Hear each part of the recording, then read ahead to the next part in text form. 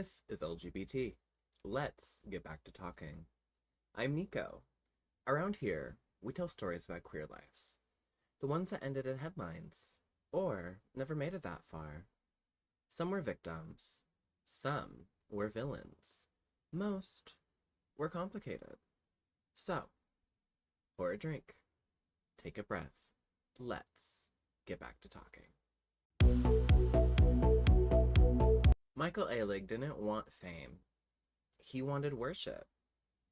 Born in 1966 in South Bend, Indiana, Michael grew up knowing exactly what it felt like to be too much, too loud, too strange, too embarrassing for a small town with small expectations. Attention became his oxygen. If people were watching him, he existed. If they weren't, well, he didn't. Years later, Michael would say, "I didn't want to be famous. I wanted to be infamous." And in the late 1980s, New York City, infamy was achievable.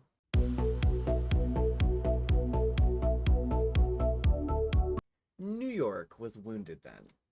AIDS was tearing through queer communities. Grief lived everywhere, in apartments, hospitals, and yes, on the dance floor. Clubs weren't luxuries. They were sanctuaries. And Michael Alig understood something instinctively. You didn't need money. You didn't need talent. You needed spectacle.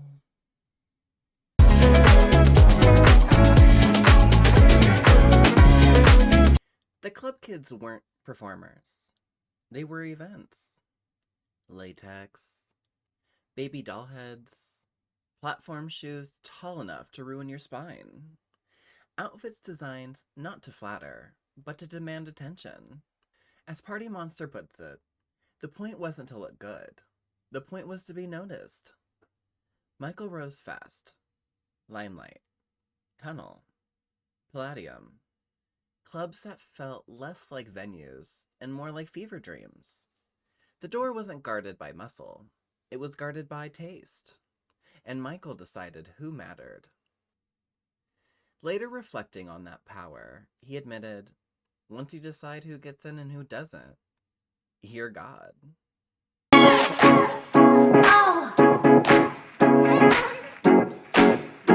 God complexes don't age well.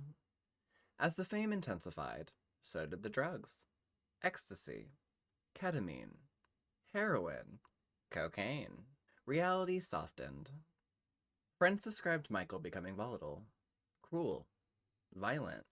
And that is when Angel Melendez enters the story.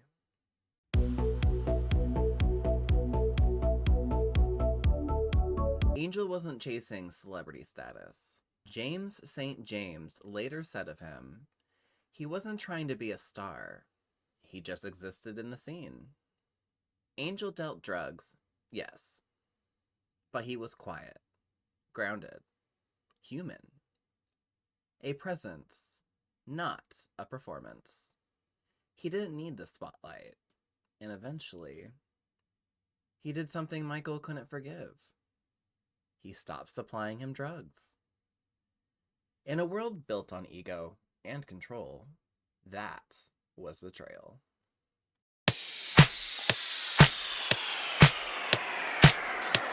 March 17th, 1996. Michael invited Angel over to talk.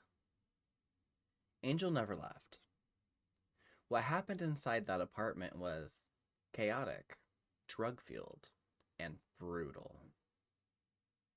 Angel was beaten with a hammer, suffocated with a pillow. When it was over, Michael Alig and Robert Freeze Riggs stood over a body they couldn't undo. So they dismembered him. They placed Angel's remains in a cardboard box and dumped him in the Hudson River. Later, Michael would say, "I thought it would just go away." Clearly, it did not.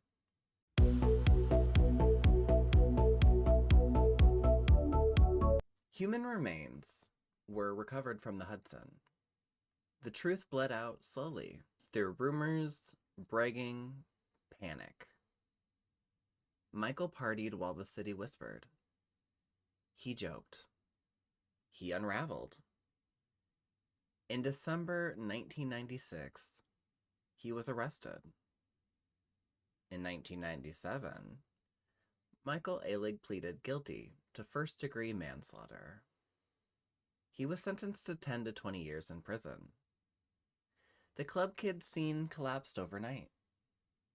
The fantasy was over.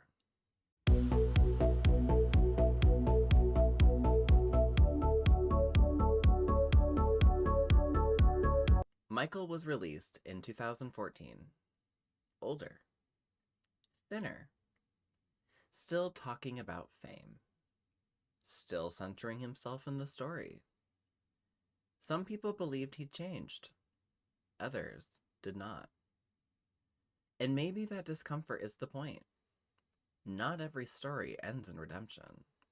Some just end.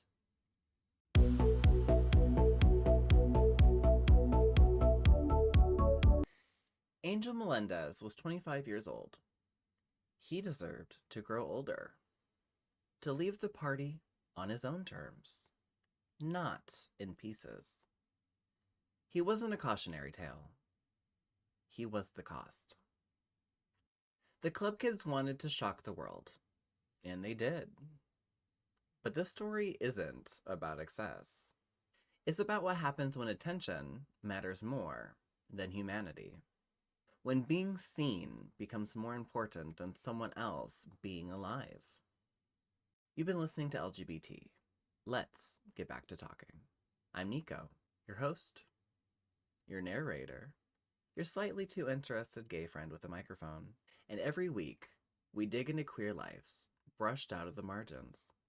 The victims, the villains, and the beautifully complicated ones in between. If you like tonight's story, subscribe or leave a review. Leave a comment.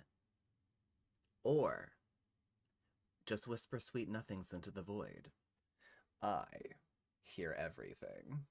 Until next time, pour a drink, take a breath. Let's get back to talking.